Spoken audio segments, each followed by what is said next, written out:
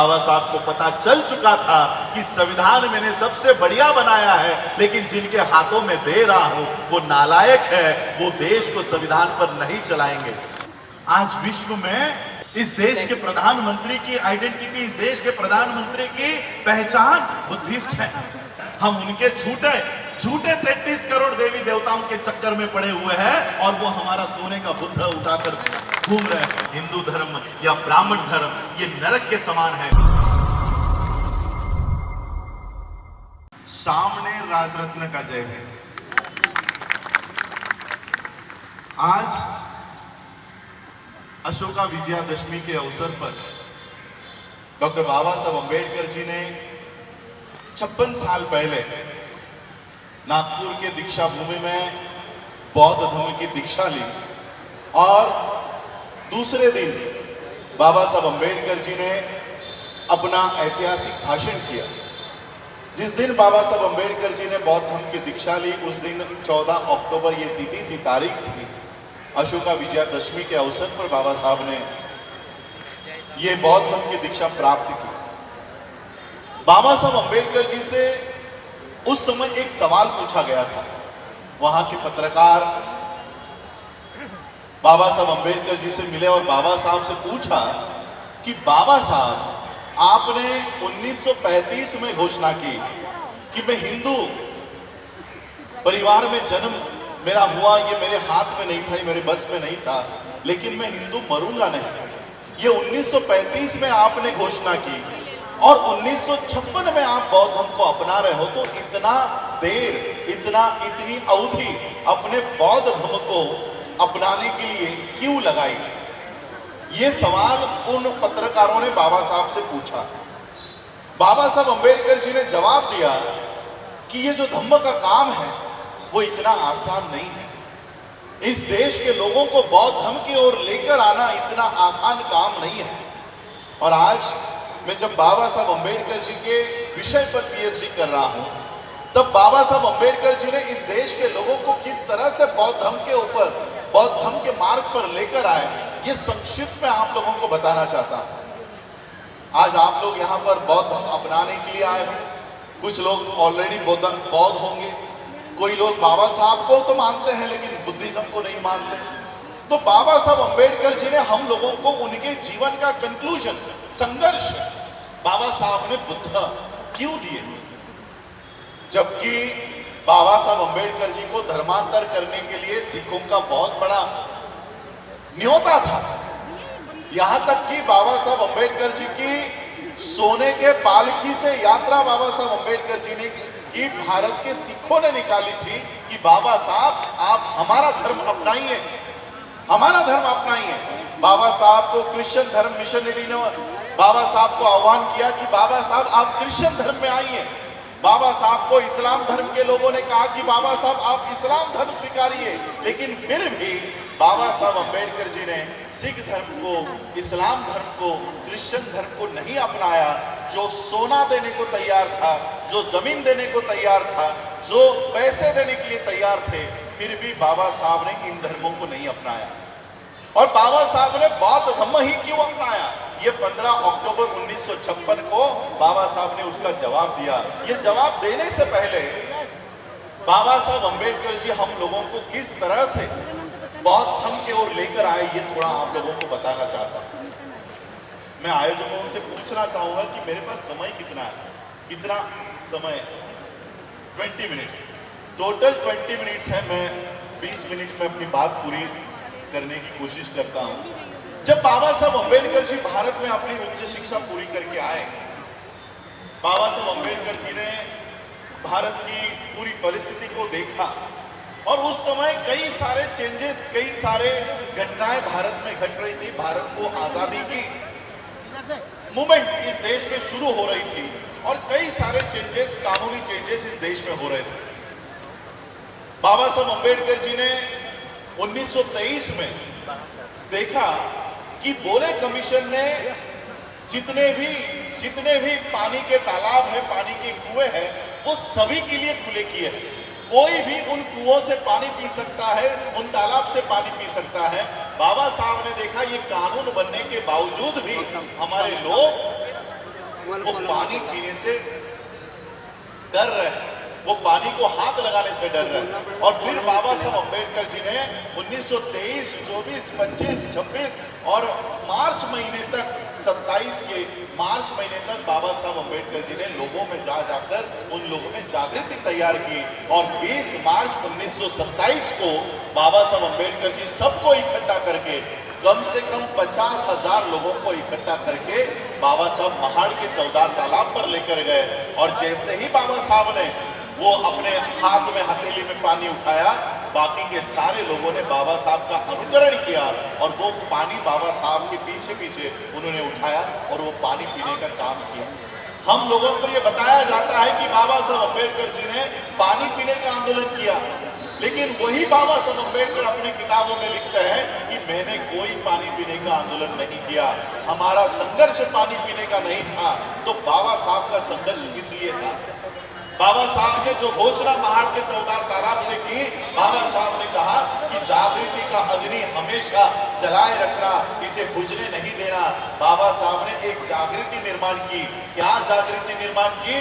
कि अगर एक कुत्ता उस तालाब से पानी पी सकता है, अगर कोई जानवर उस तालाब से पानी पी सकता है, तो हम इंसान हैं, हम इंसानों को भी वो अधिकार मिलना चाहिए। बाबा साहब अम्बेडकर जी ने पानी पीने का आंदोलन नहीं किया, मरे हुए समाज को जिंदा करने का काम बाबा साहब अम्बेडकर जी ने महाड़ के तालाब से किया। बाबा साहब अम्बेडकर जी ने हम लोगों के दिलों में जागृति निर्माण की। जागृति निर्माण करने के बाद, क्योंकि उस समय हम हिंदू थे, तो हमारे लोगों का दूसरा आंदोलन शुरू हुआ कि अब हमें पानी पीने का अधिकार मिल गया है, हमें तालाब पर जाने का अधिकार मिल गया है, अब हमें मंदिर में जाने का भी अधिकार मिलना चाहिए। बाबा साहब ने कहा ठीक है, तुम्हें मंदिरों में जाना है। 2 मार्च 1930 को बाबा साहब अम्बेडकर जी ने फिर से हजारों लोगों को इकट्ठा किया और महाराष्ट्र के नासिक जिले में कालाराम मंदिर के एंट्री का बाबा साहब अम्बेडकर जी ने मूवमेंट खड़ा किया। और जैसे ही बाबा साहब अम्बेडकर उस मंदिर में प्रवेश करेंगे, अंदर से बड़े बड़े दरवाजे बंद कर दिए गए और अंदर से पथराव हुआ। एक पत्थर आकर बाबा साहब को लगा और बाबा साहब लहूलुहान हो गए। और वहीं पर बाबा साहब ने कहा कि देखो, तुम अपने आप को हिंदू समझते हो, अगर तुम हिंदू होते तो ये मंदिर में हमें लेते। बाबा साहब अम्बेडकर जी ने धीरे धीरे लोगों के दिलों में ये सवाल पैदा कर दिया कि अगर हम भी हिंदू हैं, वो भी हिंदू है, तो फिर वो हमें मंदिर में क्यों नहीं लेते, हमें मंदिर में क्यों नहीं लेते। 1930 का भी आंदोलन पूरा हुआ। 1930 के बाद 1931, 32, 33 में राउंड टेबल कॉन्फ्रेंस की शुरुआत हुई। और जब बाबा Saheb Ambedkar round table conference में गए, गांधी का वहां पर कहना था कि आजाद भारत में अछूतों को अगर वहां पर कोई भी अधिकार मिलता है तो ऐसी आजादी हमें नहीं चाहिए। गांधी का ऑफिशियल स्टेटमेंट है कि आजाद भारत में अगर अछूतों को अधिकार मिलते हैं तो हमें ऐसी आजादी नहीं चाहिए। बाबा साहब अम्बेडकर जी ने ये बातें समाज को लाकर बता दी। पूना पैक्ट का आंदोलन हुआ। पूना पैक्ट में बाबा साहब की सिग्नेचर हुई और फिर हमारे अधिकार छीन लिए गए। यानी जो लोग हमें हरिजन कहा करते थे, हिंदू कहा करते थे, वही हम लोगों को अधिकार देने को तैयार नहीं थे। और फिर इस देश का संविधान लिखने की जब तैयारी शुरू हुई, बाबा साहब अम्बेडकर संविधान सभा में गए। कितना संघर्ष हुआ वो हम सब जानते हैं। और जब बाबा साहब अम्बेडकर संविधान सभा में गए, बाबा साहब ने सिर्फ भारत का ही नहीं, पूरे दुनिया का, पूरे विश्व का सबसे बढ़िया संविधान बाबा साहब ने इस देश को निर्माण करके दिया। और मैं इसलिए नहीं कह रहा हूं कि मैं बाबा साहब का वंशज हूं या बाबा साहब के परिवार से हूं, ये बात वर्ल्ड के लोग एक्सेप्ट करते हैं। इससे पहले यूनाइटेड स्टेट्स के जो प्रेसिडेंट हुआ करते थे, उन्होंने बाबा साहब अम्बेडकर जी के संविधान के बारे में कहा कि बाबा साहब अम्बेडकर अगर हमारे देश में पैदा होते तो हम सूरज का नाम बदलकर उसे अम्बेडकर कर देते। इतनी बाबा साहब अम्बेडकर जी की आज संविधान को लेकर पूरी दुनिया बाबा साहब की तारीफ करती है। लेकिन वही बाबा साहब अम्बेडकर इस देश को संविधान देते हुए कहते हैं कि ये संविधान कितना ही बढ़िया क्यों ना हो, कितना ही अच्छा क्यों ना हो, इसको चलाने वाले लोग अगर गलत है तो संविधान किसी काम का नहीं। यूनाइटेड स्टेट का प्रेसिडेंट नेल्सन मंडेला, नेपाल के लोग, बाबा साहब के संविधान को रेफर करते हैं, बाबा साहब के संविधान की तारीफ करते हैं, लेकिन वही बाबा साहब कहते हैं कि संविधान चलाने वाले लोग अगर गलत हो तो संविधान किसी काम का नहीं। बाबा साहब को पता चल चुका था कि संविधान मैंने सबसे बढ़िया बनाया है, लेकिन जिनके हाथों में दे रहा हूं वो नालायक है, वो देश को संविधान पर नहीं चलाएंगे, देश को संविधान पर नहीं चलाएंगे। बाबा साहब अंबेडकर जी को पूछा गया, बाबा साहब अंबेडकर जी के ऊपर आरोप लगाया जाता है कि बाबा साहब अंबेडकर जी ने भारत का संविधान फ्रेंच रिवॉल्यूशन से, फ्रांस से उठाया है, वहां से कॉपी किया है। बाबा साहब को यह सवाल पूछा गया, बाबा साहब ने कहा मैंने भारत का संविधान किसी फ्रेंच रिवॉल्यूशन से नहीं उठाया, मैंने भारत का संविधान बुद्ध के अनुसार तैयार किया है, बुद्ध के संदेश पर, बुद्ध के धम्म के अनुसार तैयार किया है। इसका प्रीएम्बल कभी पढ़ लो। इक्वलिटी, समानता किसी धर्म में नहीं है, सिर्फ बुद्ध के धम्म में समानता है। भाईचारा कोई धर्म नहीं सिखाता, भाईचारा केवल बुद्ध का धम्म सिखाता है। और इसलिए ये बुद्ध जो प्रीएम्बल है, ये पूरा प्रीएम्बल संविधान किस आधार पर है, वो प्रीएम्बल बुद्ध के आधार पर है। बाबा साहब को पता चल चुका था ये लोग संविधान इस देश में नहीं चलाएंगे, और तब मेरे देश के लोग कहां जाएंगे, मेरे लोग कहां जाएंगे, मुझे फॉलो करने वाले लोग कहां जाएंगे। बाबा साहब अंबेडकर जी से सवाल किया गया कि बाबा साहब इस देश के लोकतंत्र का क्या होगा। आप लोगों ने बाबा साहब का बीबीसी का इंटरव्यू शायद पढ़ा होगा, देखा होगा। ब्लैक एंड व्हाइट में वो इंटरव्यूअर बाबा साहब से सवाल करता है कि बाबा साहब इस देश के लोकतंत्र का क्या होगा। बाबा साहब कहते हैं ज्यादा देर तक नहीं चलेगा, इस देश का लोकतंत्र ज्यादा देर नहीं चलेगा। फिर वो इंटरव्यूअर मुलाकात लेने वाला बाबा साहब से पूछता है कि बाबा साहब ऐसे हालात में आपके लोगों का क्या होगा, आपके लोग कहां जाएंगे। बाबा साहब ने कहा कि हमें पर्यायी व्यवस्था खड़ी करनी होगी, अल्टरनेट व्यवस्था खड़ी करनी होगी। और बाबा साहब ने केवल अल्टरनेट व्यवस्था खड़ी करनी होगी इतनी बात नहीं रखी, बाबा साहब ने वो अल्टरनेट व्यवस्था खड़ी की और फिर बाबा साहब अंबेडकर जी का महापरिनिर्वाण हुआ। वो अल्टरनेट व्यवस्था क्या है, बाबा साहब को पता था एक दिन इस देश में ऐसा आएगा जब इस देश का संविधान हमारे लिए इस्तेमाल में लाना बंद किया जाएगा, इस देश के संविधान में लिखा हुआ रिजर्वेशन खत्म किया जाएगा, एजुकेशन खत्म किया जाएगा। तब मेरे देश के लोग, मेरे अनुयायी कहां जाएंगे। और इसलिए बाबा साहब अंबेडकर जी की स्वास्थ्य भी ठीक नहीं था। 1956 में बाबा साहब ने बौद्ध धर्म की दीक्षा लेने का निर्णय ले लिया।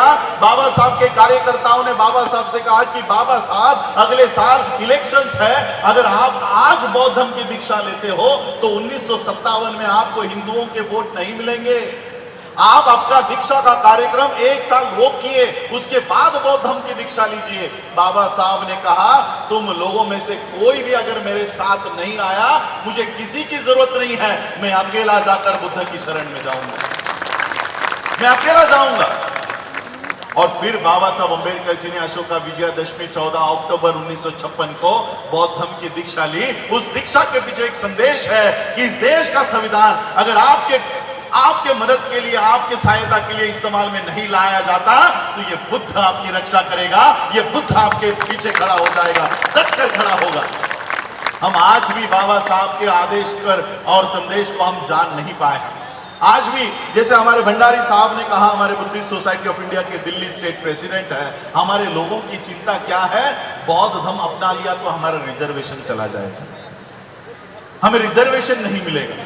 इस डर से हमारे लोग बुद्धिज्म की ओर नहीं जा रहे। आज मैं श्रामणेर बना हूं, मैं इसलिए बना हूं क्योंकि आज से 1 महीना मैं वर्ल्ड टूर पर हूं। कल मैं ऑस्ट्रेलिया जाऊंगा, ऑस्ट्रेलिया से वहां के बौद्ध जितने भी ऑर्गेनाइजेशंस हैं वहां पर मेरी सारी सभाएं लगी हुए, कॉन्फ्रेंसेस लगे हुए। और उसके बाद 18 तारीख को मैं वर्ल्ड फेलोशिप ऑफ बुद्धिस्ट के मंच पर जाऊंगा, जहां पर 128 देशों के बुद्धिस्ट रिप्रेजेंटेटिव्स आते हैं। और वहां पर जाकर भारत के बौद्धों की असली परिस्थिति क्या है वो वहां के बौद्ध देशों को बताऊंगा, और वो बौद्ध देशों का समर्थन भारत के बौद्धों के पीछे खड़ा करने का काम करूंगा। ये मार्ग बाबा साहब ने हमें बताया। जब बाबा साहब अंबेडकर जी ने बौद्ध धर्म की दीक्षा ली, तब बाबा साहब ने कहा कि अब घर में बहुत हो गया, घर घर अब घर में बहुत हो गया, भारत में बहुत हो गया, अब भारत के बाहर जाकर दिखाओ और वहां से अपने अधिकार प्राप्त करो। बाबा साहब हमको इस वर्ल्ड से जोड़ कर गए, विश्व से, बौद्ध विश्व से जोड़ कर गए, लेकिन हम वहां पर जाने के लिए तैयार नहीं। हम लोग चमार, वाल्मीकि, जाटव, इस तरह से जातियों में लगे पड़े हैं। मुझे बताओ, आपके यहाँ का दिल्ली का चमार, आपके यहाँ का उत्तर प्रदेश का चमार क्या महाराष्ट्र में पाया जाता है?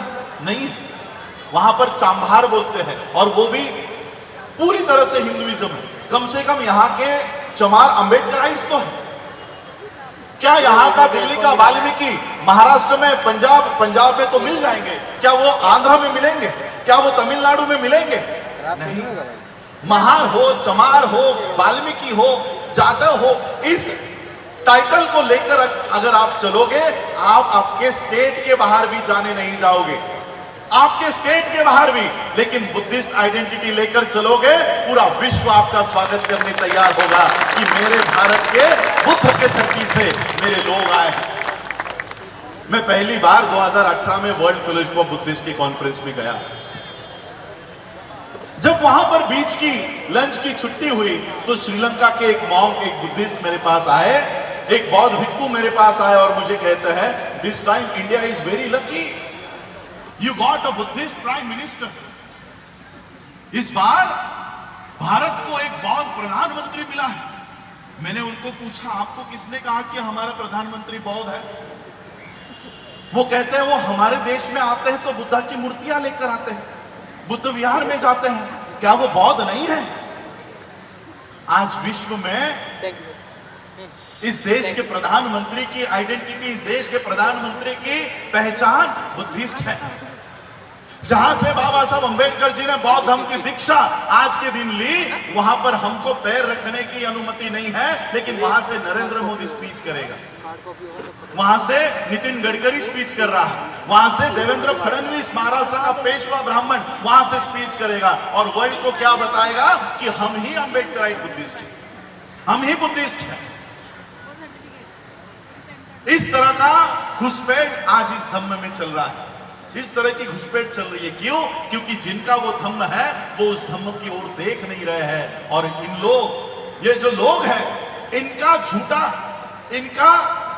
झूठा वो हमारे हाथ में दे रहे हैं और हमारी सोने की थाली वो चुरा कर लेकर जा रहे हैं। हम उनके झूठे 33 करोड़ देवी देवताओं के चक्कर में पड़े हुए हैं और वो हमारा सोने का बुद्ध उठाकर घूम रहे हैं। मैंने दिल्ली इंटरनेशनल एयरपोर्ट पे मैंने एक लाइव किया था, वहां पर मुझे एक बड़ी सी किताब का चित्र देखने को मिला और उस किताब का नाम था a monk who became chief minister, a monk who become chief minister, और इसी वेश में योगी आदित्यनाथ का फोटो वहां पर लगा हुआ था। यानी ये विदेशों में क्या प्रचार करते हैं कि उत्तर प्रदेश का चीफ मिनिस्टर ये बौद्ध भिक्षु है, इस देश का प्रधानमंत्री एक बौद्ध प्रधानमंत्री है। इस तरह का प्रचार कर करके वो सारे बाबा साहब ने आपको दिए हुए अधिकार वो चुरा कर लेकर जा रहे हैं और आपको महार, चमार, वाल्मीकि, जाटव और गडियारा, पता नहीं किस किस नामों से वो आपको संबोधन है। और इसलिए हम लोगों को बाबा साहब अम्बेडकर जी ने जो बौद्ध धर्म के मार्ग पर हम लोगों को चलना सिखाया, उसके ऊपर जाना हम लोगों को चलना, उसके ऊपर जाना सीखना चाहिए। बाबा साहब अम्बेडकर जी ने हम लोगों को उस समय कहा कि ये रिजर्वेशन के लिए अगर आप लोग बौद्ध धर्म की ओर आने से बच रहे हो, बाबा साहब अम्बेडकर जी ने कहा कि ये रिजर्वेशन मैंने ही आप लोगों को दिया है, मैंने आप लोगों को दिया है, और ये मत समझो कि बौद्ध होने के बाद आपके अधिकार चले जाएंगे। बाबा साहब ने कहा आप बौद्ध बिंदास बौद्ध बन जाओ, आपके सारे अधिकार मेरे कोर्ट के खिसे में सुरक्षित है। बाबा साहब ने हमारा वो प्रावधान कर रखा है। हम लोगों को ये सरकार, ये व्यवस्था ये डरा कर धमका कर रखी है कि अगर आपने हिंदू धर्म का त्याग किया तो आपके अधिकार चले जाएंगे, आप लोगों के अधिकार चले जाएंगे। और इसलिए हम लोगों को ये डरा धमका कर हिंदू धर्म में आप लोगों को फंसा कर रख रहे हैं। इसलिए हम लोगों को खुले तौर से बौद्ध धर्म की दीक्षा आज के दिन, देखिए आज हम लोग सब इकट्ठा हुए हैं, अशोका विजयादशमी को मना रहे हैं। हम लोगों को बाबा साहब अम्बेडकर जी, हम सभी लोग बाबा साहब अम्बेडकर जी के अनुयायी हैं। जो काम हमारे महापुरुषों ने किया उसका अनुकरण हमें करना चाहिए। सिर्फ बाबा साहब अंबेडकर जी को आकर माथा टेकने से, हाथ जोड़ने से, फूल चढ़ाने से, कैंडल जलाने से बाबा साहब के ऋण कभी नहीं फिटने वाले हैं। इसलिए हम लोगों को बाबा साहब ने जो काम किया है, जो दिशा बताई है, उसका अनुकरण हम लोगों को करना चाहिए। मैं इसलिए आज आप लोगों के समक्ष आया हूं क्योंकि मैंने भंडारी जी से कहा था कि मुझे बंबई से ऑस्ट्रेलिया जाना है, मैं दिल्ली नहीं आ पाऊंगा, लेकिन फिर भी मैं आज आप लोगों के यहाँ आया कि राजेंद्र पाल गौतम जी के माध्यम से पूरे देश भर में, सिर्फ दिल्ली में ही नहीं, आज भी एट ए टाइम कितने कई सारे राज्यों में जय भीम मिशन हो, बुद्धिस्ट सोसाइटी ऑफ इंडिया हो, हम लोग काम कर रहे हैं और एक बहुत बड़ा मैसेज वर्ल्ड को देने वाले हैं, पूरे विश्व को देने वाले हैं। यहाँ पर कम से कम हम लोग 5 करोड़ के संख्या में लोगों को बौद्ध दीक्षा का कार्यक्रम हम लोग आयोजित कर रहे हैं। हमारे पास आज साधन नहीं है, हमारी इस जानकारी को कोई टीवी चैनल वाला नहीं दिखाएगा, कोई न्यूज़पेपर वाला नहीं छापेगा, इसलिए हमें भी उनके टीवी चैनल पर और न्यूज़पेपर का इस्तेमाल हम भी नहीं करना चाहते। जिस तरह से तथागत बुद्ध ने काम किया, 2 पैरों के बलबूते पर, एक गले के बलबूते पर, उन्होंने उनका धम्म, उनका संदेश पूरे विश्व में पहुंचाया। हम भी रोज एक गांव-गांव में जाकर ये संदेश लोगों तक पहुंचाएंगे और बाबा साहब अंबेडकर जी का ये कारवां और आगे लेकर जाएंगे और पूरे विश्व के सामने हम इस देश के असली बुद्धिस्ट है ये लोगों को जाकर बताएंगे और बौद्धों की एक स्वतंत्र व्यवस्था इस देश में खड़ी करने की कोशिश हम करेंगे। देखिए, ये जो पीछे इमारत खड़ी है, ये भी बाबा साहब ने उस समय बनाई। 1946 में हमारे सर यहाँ पर बैठे हुए हैं, कुमार सेन बौद्ध जी यहाँ पर बैठे हुए, वो इस व्यवस्था को पूरा देखते हैं। उस समय बाबा साहब ने ये नींव रखी है और इसलिए आज हम लोगों को बुद्धिस्ट नींव रखनी होगी। हमारे खुद के एजुकेशन सिस्टम, हमारी खुद की बैंकिंग सिस्टम, हमारी खुद के हेल्थ सिस्टम, इसके ऊपर हमको काम करना है। हम बौद्धों के लिए आज मैं श्रामणेर इसलिए बना हूँ क्योंकि श्रामणेर अवस्था में ही मैं वर्ल्ड के बुद्धिस्टों को जाकर बताऊंगा कि भारत में बौद्धिज्म को अगर रिवाइव करना है, सर्वाइव करना है, तो हमें ये सारी व्यवस्था भारत में खड़ी करनी होगी। आज जो लोग बौद्ध हम में घुस पड़े हैं, नरेंद्र मोदी हो, योगी हो, जो बुद्धिज्म के नाम पर सारा फंड वो ब्राह्मणी व्यवस्था को डाइवर्ट करते हैं, उन लोगों को खुला करने का काम, उन लोगों का षड्यंत्र खुला करने का काम मैं वर्ल्ड के माध्यम से वहां पर कर रहा हूं और भारत के असली बौद्धों का वहां पर सब लोग हम वहाँ पर पहचान बनाने का काम कर रहे हैं। तो आप सभी लोगों का स्वागत है। आज आप लोग बौद्ध धर्म की दीक्षा यहाँ पर लीजिए और अपने आप को ऑफिशियली बुद्धिस्ट डिक्लेयर कीजिए। आपका कोई रिजर्वेशन नहीं जाएगा। और रिजर्वेशन के बारे में भी बताना चाहता हूँ, निर्मला सीतारमण का नाम आपने सुना है, इस देश की फाइनेंस मिनिस्टर है। उसने 1.5 साल पहले अनाउंस कर दिया है कि देश के सारे पब्लिक सेक्टर हम बेचने वाले हैं, 2 साल में बेचने वाले हैं। एयर इंडिया बेच दी, कई सारे बैंक बेच दिए हैं, कई सारे बैंक खत्म हो गए हैं। अब कई सारे जितने भी पब्लिक सेक्टर है, रेलवे बेच रहे हैं। जहां पर हमारी नौकरियां हैं वहां की सारी व्यवस्था ये बेच रहे हैं। संसद में ये सवाल उठा कि आप सब पब्लिक सेक्टर बेचने वाले हो तो रिजर्वेशन प्राइवेट सेक्टर में मिलेगा या नहीं। संसद ने क्लियर किया कि प्राइवेट सेक्टर में रिजर्वेशन नहीं मिलेगा, यानी पब्लिक सेक्टर खत्म, प्राइवेट सेक्टर में रिजर्वेशन नहीं। अब जिस रिजर्वेशन के लिए आप जातियों को छोड़ने को तैयार नहीं थे, अब वो नौकरियां ही नहीं बची। अब आपके पास कोई दूसरा मार्ग नहीं है।